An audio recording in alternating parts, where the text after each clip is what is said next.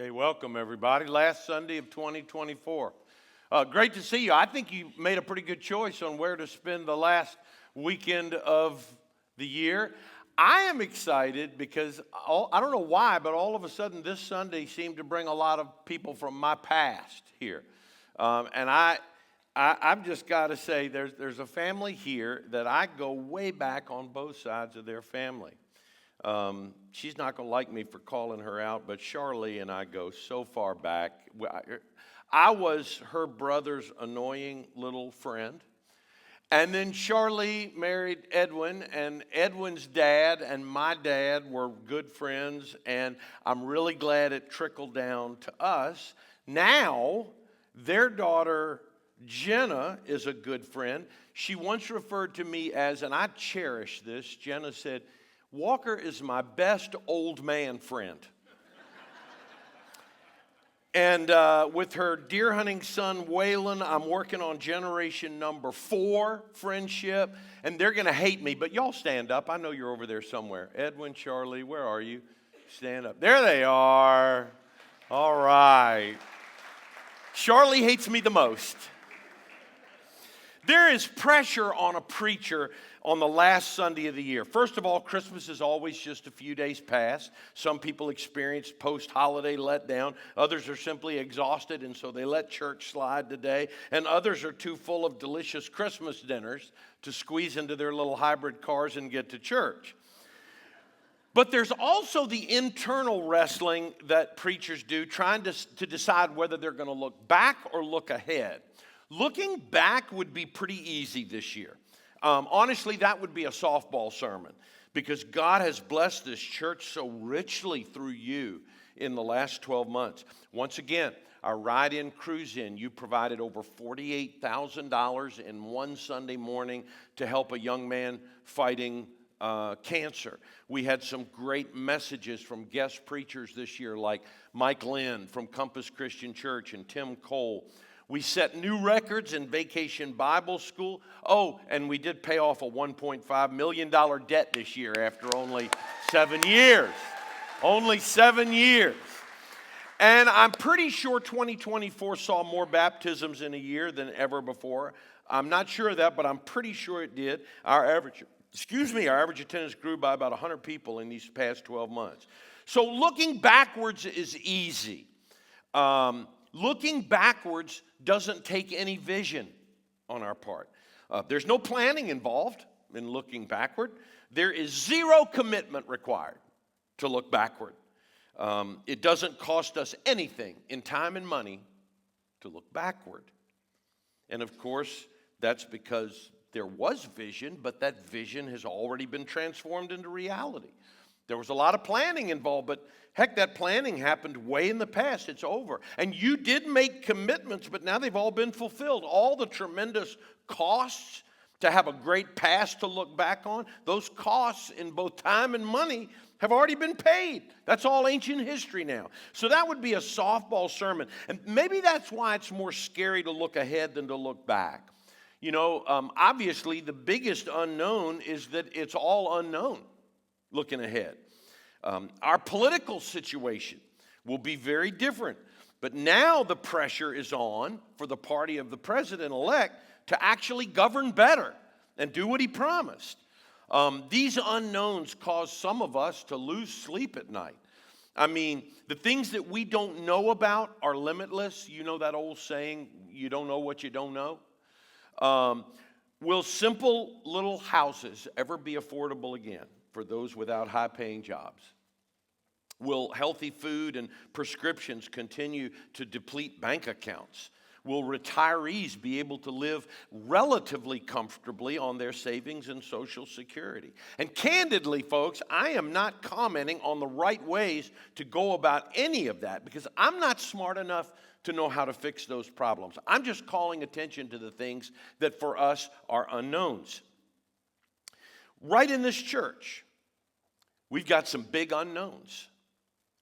For years now, we have had 3 looming obstacles in front of this congregation that had to be tackled. Number 1 was to make room for people to know Jesus. For now, that's been accomplished. Number two, another looming obstacle has been to pay the cost of moving here and making room. That too has been accomplished. The third is to find and hire the man to help lead us into the next decade through preaching. That has not been accomplished. And while I'm not going anywhere anytime soon, our vision has been to have that guy on staff by the summer of 2025, and that's not far off. Now, please lend me your ears. I'm not saying any of this on the last Sunday of 2024 to agitate you or give you anything else to worry about. Remember, that's not your job. Worry is not your job. The Apostle Peter wrote, cast all your anxiety on him because he cares for you. So my purpose is in no way to get you all churned up. Hand-wringing never has done us a bit of good anyway. Instead, my purpose is simply to remind you, as we all stand here on the precipice of a new year, to remind you that God's got this. Trusting him to take care of things, even 7 miles upstream, isn't just the smart thing to do, it's the only thing to do. God's got this. And that's not a simplistic Pollyanna platitude giving you permission to remove yourself from the battle. No, you have to be in it. But it's the confidence we have in the one who holds the keys to our future. John wrote in his first letter, chapter 5, this is the confidence we have in approaching God, that if we ask anything according to his will, he hears us. I love that old gospel hymn that says, many things about tomorrow I don't seem to understand. If you know it, say it with me. But I know who holds tomorrow, and I know who holds my hand. Years ago, when GPS first became a thing, my sisters decided to take a vacation in Myrtle Beach. They plugged the address into their little TomTom or whatever they had, and they started driving. And my sisters were really happy to be on a girls' vacation, and so they weren't paying close attention at all to where they were going. They were just following the GPS. They were reminiscing and talking and laughing. And after hours of driving, they figured, well, we can't have too much further to go. They had exited the interstate some time ago, and they were on a small Carolina back road. And if you've ever gone to North Myrtle Beach or Myrtle Beach, you know that like that last hour is kind of some small Carolina back road. So that didn't, bother them. So they're driving along, laughing and talking, having a big time, looking forward to getting to the beach. And suddenly they hear the TomTom say, you have reached your destination. They look around, and they're at a crossroads completely surrounded by corn and tobacco fields. And one of them says to the other, I don't think this is Myrtle Beach. Apparently, in their excitement, they had entered Myrtle Grove, South Carolina, or something like that, into the GPS. And after they had a good laugh at themselves, they're on vacation, it doesn't really matter. They had a little good laugh. They plugged the correct address into the phone and found out they had gone 2 hours west out of their way, heavily extending their trip duration. As we contemplate stepping into the future in a couple of days, it's easy for us to go somewhere we shouldn't have gone. You got to be careful about the future. Today I'd like to tell you a story to remind you of how we can be sure that we know the right way. So, the setup to this story is going to take longer than the verse itself that we're going to look at. But boy, you talk about people looking forward to something in their tomorrow, in their future. Man, you have no idea. Here's the setup. So we're going to go back 40 years before the time period that we're going to be talking about. So Moses, a man who is called and emboldened and empowered by God, has rescued the Jews from the slavery in Egypt. He goes head to head with Pharaoh. Pharaoh is the most powerful guy in the world at that time. And Moses wipes the floor with him. And they escape Egypt, but because the people that Moses led out of that captivity, because they were hard-headed and disobedient, they wouldn't listen, God gives them the consequence that they're going to spend the next 40 years walking around. 40 years out of Egypt. They're no longer slaves. That's good. But God gives them a nomadic lifestyle for 40 years. They're just wandering the desert. And now the time, this is what I want to talk to you about. Now the time has come, finally, to do what they've spent 40 years dreaming about. Now, I can't imagine having some goal in my life that takes 40 years to accomplish.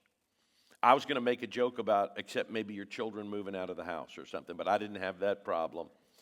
40 years, they have finally been given permission from God to cross the river and take possession of this rich, fertile, promised land. And they're going, hey, the future has arrived. It's here. This is no ordinary day. How can you and I fully appreciate getting to do what you've been waiting 40 years to do? This was the goal of the people when Moses got them out of Egypt 40 years previously. And they are only now able to really do it. Imagine that you're one of those people, and you've been told the stories all your life about escaping from Egypt and how God is going to bring you into this beautiful, wonderful, fertile land and get you out of this dry, sandy desert. But imagine you've heard that all your life, but you've never seen any of it. You have no personal experience. You're 35 years old. You were born while your parents were wandering around in the desert. You got a 16-year-old son. And he's never known anything but this nomadic lifestyle. He doesn't know anything about captivity in Egypt. He doesn't know what the promised land is supposed to be like. And if he really wants to know, your 16-year-old son's got to skip over you to your parents, who are the only ones who ever saw Egypt. They're the only ones who ever saw what happened. And they're the only ones who really know why you're all out there. They're the only ones to know. Now, thousands of your countrymen, thousands of Jews have died along the way while you've been wandering in the desert. They never did get to see the promised land. You've heard leaders and preachers talk about going into the promised land, but to you it seems like a fantasy. It's like a fairy tale. And long ago, maybe, you decided these are just fairy tales. We're just going to wander around this desert, and we're going to die like Uncle Jack died. And we're going to die like Aunt Matilda died. We're just going to wander around this desert and die. Oh, yeah, I've heard the preachers say, oh, it's coming, but it never comes. I've heard the leaders tell us, be ready, we're going to take the promised land, but we never do anything. But all of a sudden, the biggest hotshot in the group, the leader of the entire millions, it's estimated there were millions of Jews. The biggest big shot, the grand leader, has sent word throughout the camp that tomorrow's the big day. Tomorrow. The big day. It's happening. And the buzz goes through the community. It's really happening. It's tomorrow. So the camp now has come alive with excitement. The news travels fast, and there's something in the air. The commanders have sent word throughout the camp, Sharpen your swords, gather your arrows, get your ammo ready. We've been waiting for this moment our whole lives. And now it's here. Words will be on the screen from Joshua 3, beginning with verse 1. Early in the morning, Joshua and all the Israelites set out from Cheatham and went to the Jordan, where they camped before crossing over. After 3 days, the officers went throughout the camp, giving orders to the people. When you see the ark of the covenant of the Lord your God and the Levitical priests carrying it, you are to move out from your positions and follow it. Then you will know which way to go, since you've never been this way before. Man, I'm telling you something. I guarantee the people strained to hear every word. This was it. I mean, it's time. Men got ready for battle. The women and children were breaking camp and packing up their meager belongings. The future is here. But there's a lot that's still unknown. And that is always the case when stepping into the future, isn't it? Now, what I want you to notice is that the people weren't given specific directions. They weren't told exactly what would happen. All they were told, and all they knew, was that in the morning, they were going to get up, and they were going to cross over the Jordan. And when they came up out of the water of the Jordan River, they were going to finally be in the promised land. I can't imagine anybody slept that night. But then what? What do we do when we cross the river? They weren't told to go right or go left or go straight. They weren't given a rendezvous point. Once they got across the river, we'll all meet up here. None of that. All they were told was that they would see the priest carrying the Ark of the Covenant, which was this box that contained the 10 Commandments and the rod of Aaron and a few other things. And this is kind of represented God in among them. All they were told is that they were going to see the priest carrying the Ark of the Covenant, and then this. You are to move out from your positions and follow it. Then you will know which way to go, since you've never been this way before. Can we just agree, family, that that's always the case when it comes to the future? You've never been that way before.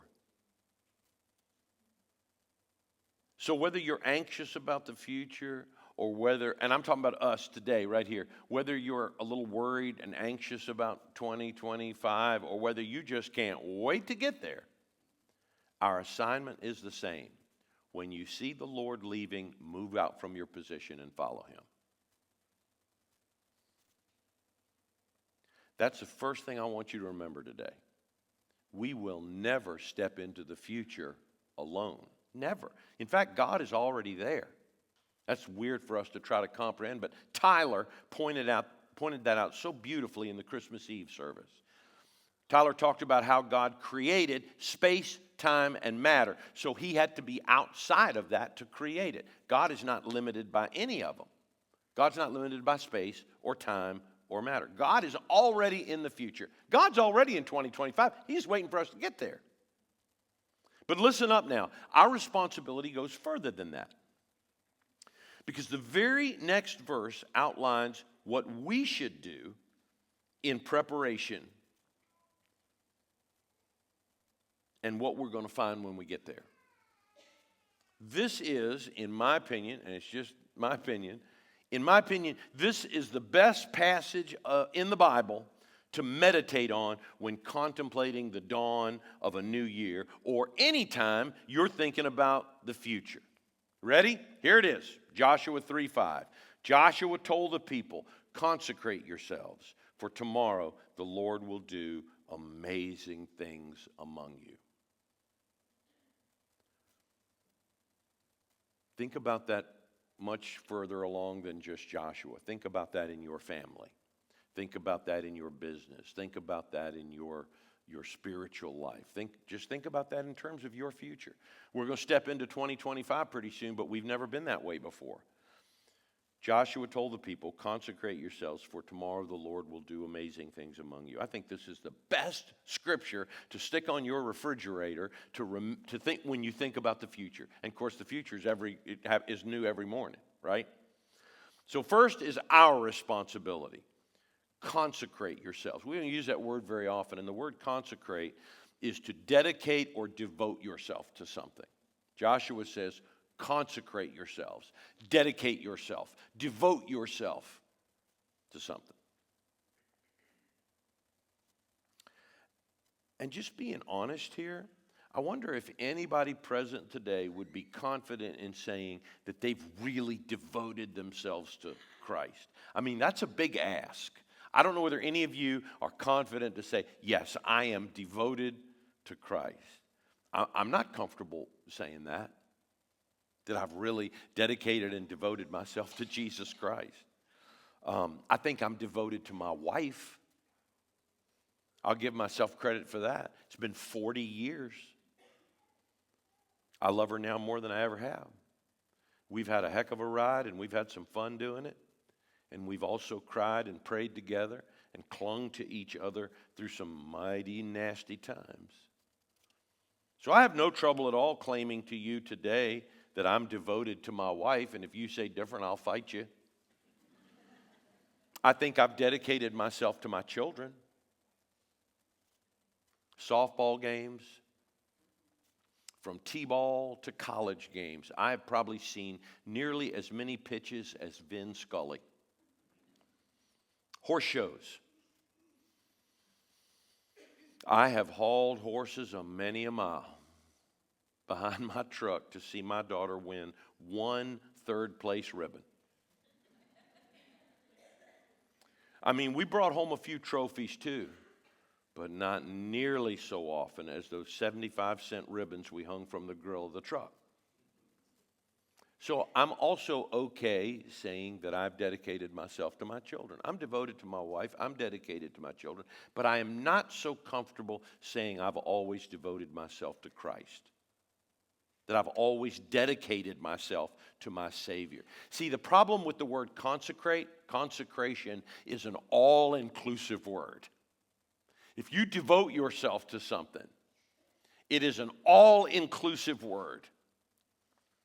And I'm not at all sure that I could claim an all-inclusive devotion to Jesus. And I think that's what I'm called to. But you better know I'm trying. Because I know that I've got zero right to expect God to bless me in the future if I'm not devoted to Him in the present.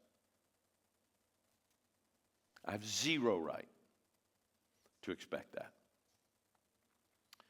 If you have high hopes and big expectations about the future, you better be consecrating yourself in the present or plan to do it alone without God's help. Because you don't have any right to expect God to bless you in the future if you're not devoted to Him and dedicated to Him in the present. That's all I'm saying. Because that part of the passage is our part. That's the part of the passage that's our responsibility. Joshua says to these people, he says, in the very near future, tomorrow in fact, we're going to cross into the promised land. And there's one thing you have to do, consecrate yourself. But that one thing is an all-inclusive word. It's pretty tough. Devote yourselves to God in the here and now. Dedicate yourselves to Him, to the one who died in your place. That was their part, and that's our part as we approach future, to devote yourself to God. But it doesn't end there. The passage says, consecrate yourselves for tomorrow. In the 21st century, we are the culture of immediacy, aren't we? If we want something, we want it now. My parents had a 10-year-old daughter and a 6-year-old daughter and were knocking on the door of 40 years old before they could afford to build their own home. But we can't wait for anything. I remember sending a letter to Sears and Roebuck to order something I had saved up for. I wrote a letter. And it took a while to get it. I checked the mailbox every day. Now we have Amazon. One click, it's on its way in a matter of hours, if not sooner. And if you've got credit, you don't have to save up for it. Why wait? Spend tomorrow's money on it. You can just pay for it over the next 5 years. Take a class on interest rates first. We have Carvana. You can buy a car from a vending machine. I thought that was the nuttiest thing I've ever heard, and then my oldest daughter bought a car from a vending machine. It's a good car. We got DoorDash. We expect everything to start happening almost as soon as I think it. Hey, why aren't we getting this done? I just thought it. Joshua did not say, consecrate yourselves because the Lord is doing amazing things. He said, if you'll consecrate yourself to God, He will do that tomorrow. And that just indicates future, not necessarily 24 hours. You know, sometimes I want to explain to some Christians who try my patience, I want to explain to Christians that God is not working on your schedule. You self-important, arrogant blowhard.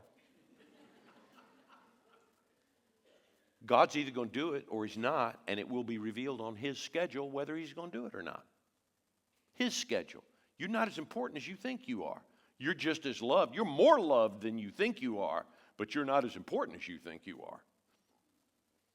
You are wasting your time trying to hold God to your schedule. You got a little calendar in your phone. God's got a calendar that's written across the heavens. And that calendar is a definite. Tomorrow, Joshua says, not now, not today, tomorrow. Tomorrow. That's why, listen, that's why when hard times come, I'm sure everybody in here has had hard times. Some of you much harder than others. But that's why when hard times come to us, we don't panic. We don't panic. I've been promised that God is going to act tomorrow. I don't know how he's going to act. I don't know exactly what's going to happen, but I've been promised that God is going to act, and he's not going to do that today. So I need to just suck it up. But he is going to act tomorrow, sometime in the future. Listen to me. It is my job only to hang on until that time comes. Can you hear me? It's my job only to hang on until that time comes. Finally, Joshua adds this. He says, consecrate yourselves, for tomorrow the Lord will do amazing things among you. You know, I do believe that our God is a specialist at quiet nudges and the still small voice.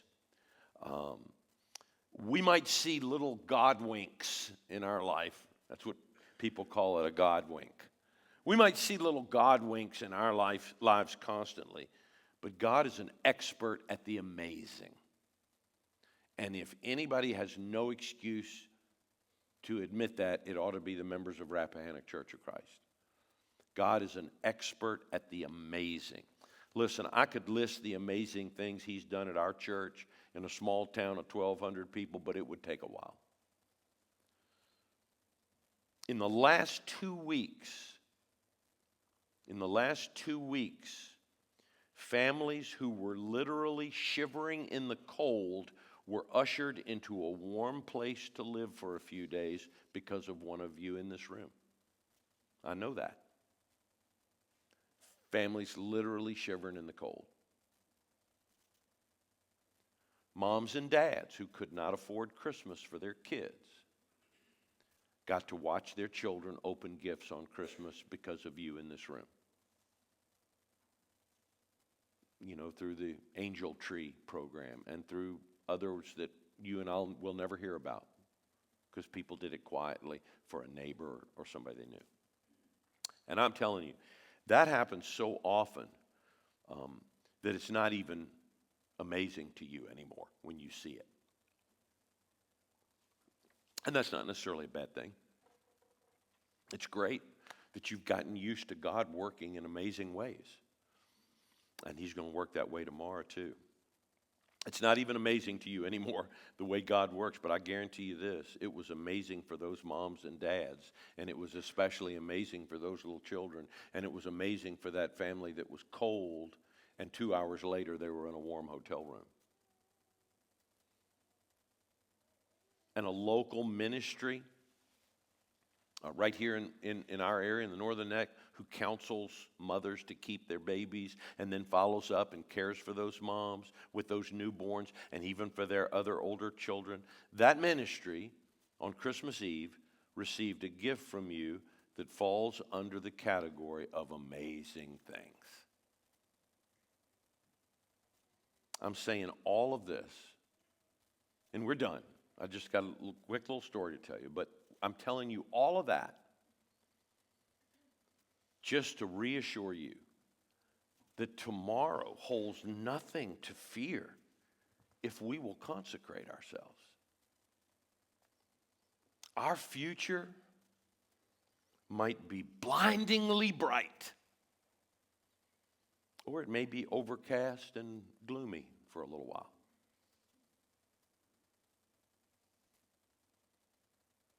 But when you see God move out in front of you, that's what Joshua told the people. When you see the priests carrying the Ark of the Covenant, when you see God move out in front of you, let me just quote Joshua, move out from your positions and follow him, even though you've never been this way before. There's a wonderful story written by Martin Waddell about a big bear and a little bear. And it's called, Can't You Sleep, Little Bear?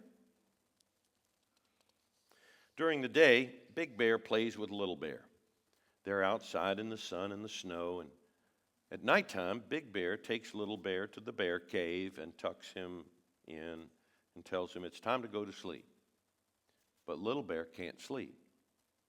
Little Bear is wide awake. Big Bear pads over to his bed and says, Can't you sleep, Little Bear? No, I'm scared. Why are you scared? Because it's dark. What dark? Big Bear says. The darkness that is all around us, says Little Bear. Big Bear notices the dark parts of the cave that are very dark. So he gets out a little lantern and he says, Now can you sleep? Now there is a tiny light. But Little Bear can't sleep. He tosses and turns. Big Bear brings out a bigger lantern. Little Bear is still afraid. There's still a lot of dark. Then Big Bear brings out the biggest lantern of all. But still, Little Bear cannot sleep. So for a fourth time, they have this conversation. Can't you sleep, Little Bear? No, I can't because of the dark. What dark? The darkness all around us. Big Bear says, It's all light in here. Little Bear says, Yes, but it's still dark out there, pointing outside the cave. Big Bear knew that Little Bear was right. Big Bear picks up Little Bear and says, Let's go out there. Into the darkness, says Little Bear. Yes, but I'm scared of the darkness. Big Bear cuddled Little Bear, and outside they go, and it was dark. Big Bear says, You don't have to be afraid, because I brought you the moon and all the twinkling little stars. But Little Bear did not say anything. He did not hear a word Big Bear said, because Little Bear had died of fright. No, that's not how the story goes. What do you think? I'm some kind of animal?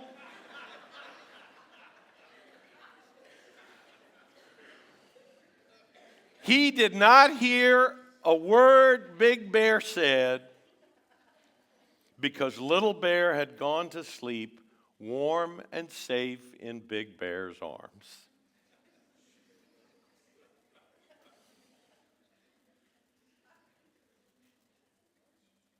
Y'all are so easy.